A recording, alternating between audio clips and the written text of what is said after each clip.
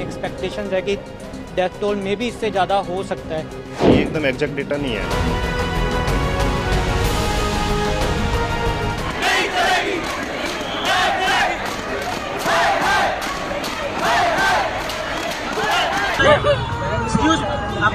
जी sir, बोलेंगे क्या action होना चाहिए?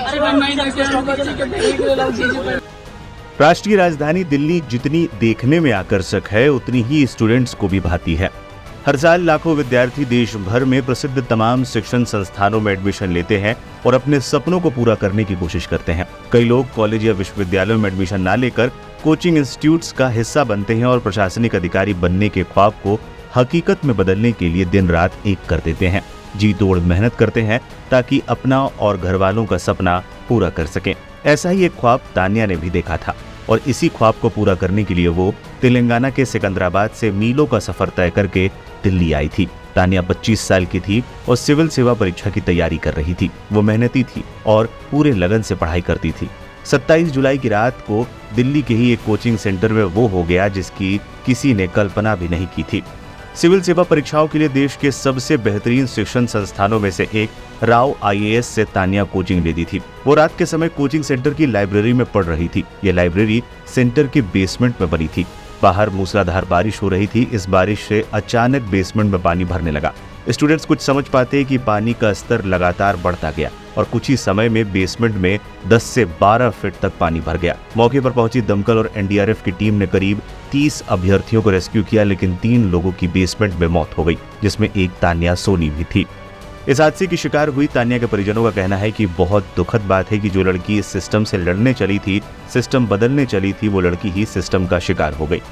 बहुत शर्मिंदा हूँ और बहुत ही ज़्यादा शर्मिंदा हूँ कि जो लड़की सिस्टम बदलने के लिए पढ़ाई कर रही थी, जो सिस्टम में जाके वो सिस्टम बदलना चाह रही थी, आज वो उसी एक सिस्टम का शिकार हो गई, जिसकी कार्रवाई आज तक न किसी ने नहीं की।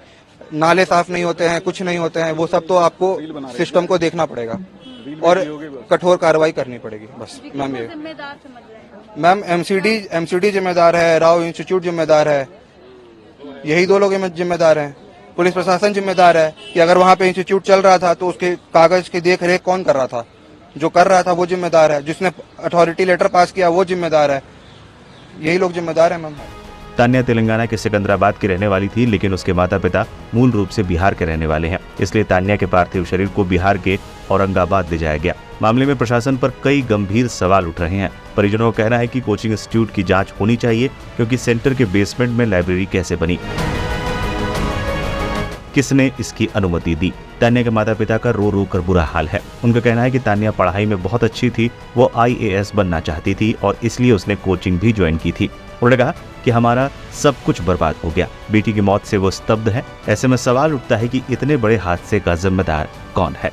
जिस बेसमेंट में ज्यादातर पार्किंग होती है या स्टोर रूम्स होते हैं, वहां एक प्रतिष्ठित कोचिंग सेंटर की लाइब्रेरी चल रही थी। मामले में जो भी अपडेट आगे होगा हम आपको देते रहेंगे। लगातार बने रहिए लाइव हिंदुस्तान के साथ।